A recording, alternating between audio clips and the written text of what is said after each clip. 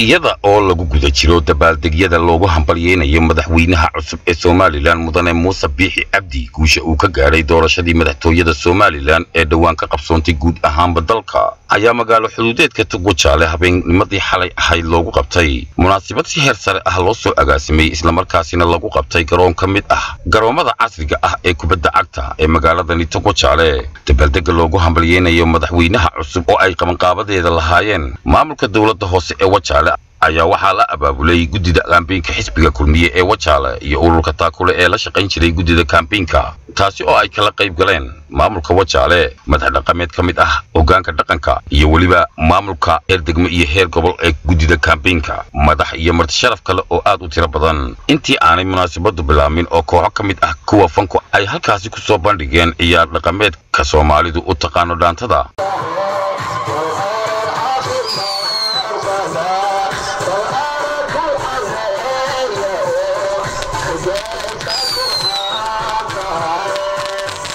مسؤولينتي halkaasi ka hadashay waxa hadaladoodii ka mid ahaa jamhuuriyadda Soomaaliland mudane Muuse Cabdi Biixi iyo madaxweyne ku-xigeenkiisa Cabdiraxmaan Ismaaciil Sayrici ayaan leeyahay guul ayaan leeyahay Soomaaliland baa guuleysatay guul ilka culus qaatay madaxweyne waxa loo baahan yahay inuu maamusho sida ugu habboon waayo ilaahay baa kala xisaabtamaya leenahay saddexda xisbi qaran waa mid kaliya shacbiga Soomaaliland meel jooga waa mid kaliya madaxweyne adiga oo ah sidaadu ballan qaaday dadbadii ugu horeysay waan ka sugaynaa inaad wax u mudayso anu maalintii Muuse halkan loogu yimid fariintan waxay war haweenka la ogaal iyaga shalay siiraay soo saaray maantana Muuse soo saaray anu dardaarmayo oo Muuse iyo ku-xigeenkiisu midna maaha qof la dardaaro rag la dardaaro maaha waa rag taariikh waddankan ku leh sidii aynu u jeclayn xisbigu soo baxa maantana waxaa inooga baahan inaynu u ducayno madaxweyneheenna iyo ku-xigeenkiisa iyo qaranka Soomaaliland aynu ilaahayna u mahadnaqno ammaanka uu inoogu dhameeyey nimcada uu na siiyey ee la dhammayn karayn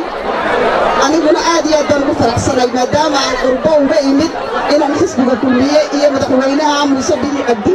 u odeeyo u ololeeyo ushaqeeyo soona saaro kadib waxaa isaguna halkaasi hadallo kooban ka soo jeediyay gudoomiyaha ku-xigeenka degmada Wajaale mudane Mursal Nuux Ismaan oo isagu ahaa xubintii ugu firfircooneed intii uu ololaha doorashada madaxtooyada jamhuuriyadda Soomaaliland uu ka socday magaaladaasi Wajaale shacbiga ku nool degmada Wajaale ayaana aad iyo aad ugu hambalyeynaa farxad bay noo tahay juhdigii dheeraay ee galeen maanta oo ay hayaan midhaheegii oo ku guuleystay mujaahid Muuse Biixi Cabdi oo maanta ka yahay madaxweynaha shanaad ee dalka iyo madaxweyne ku-xigeenka Cabdiraxmaan Ismaaciil Sayrici ha noolaadaan guushaasi laga gaaray xagga doorashada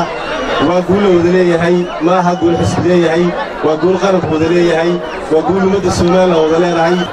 mudane madaxweyne Wajaale waxay kula dhisi doonaan xukuumadda dhisi doonto ayay ka noqon doonaan kuwa garbahaaga istaaga ee waliba wax kugu deeqa nahay guusha ugu weyn waxa keenay xisbiyadii aqbalay in laga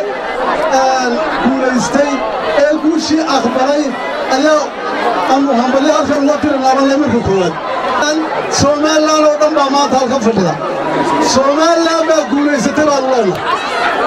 halkan waxaan uga ducaynayaa madaxweynaha cusub iyo ku-xigeenkiisa malaha iyagu hambalyo waxay leeyihiin duco xil weyn baa fuulay ilaahay ha u fududeeyo leenahay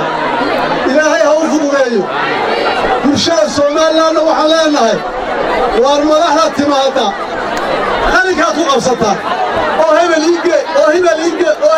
baa tidhaahda dadka fiican ha idin dooro oo isagu ha keeno daaya baan leenahay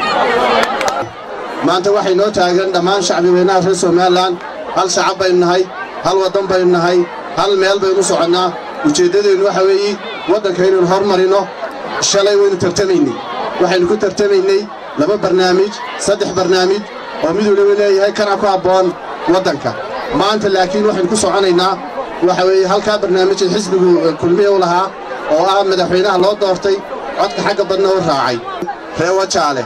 Wajaale waxay sugeen inay yihiin hormuudka gobolka inay mar walba iyagu ay waxa weeye gobolka u hayaan calanka diima leedahay waxaan idiin sheegayaa inaanu maanta gaadhnay hadaf dheer oo aynu hiigsananay muddo dheer oo aynu runtii ugu hambalyeynayno madaxweynaha cusub ee jamhuuriyadda Soomaaliland His Excellency Muuse Biixi Cabdi waxaan leenahay saddexda xisbi qaran waxay muujisay iyo dimuqraadiyad iyo tartan xalaala laakiin markii uu dhamaaday ee tartankii la soo gabagabeeyay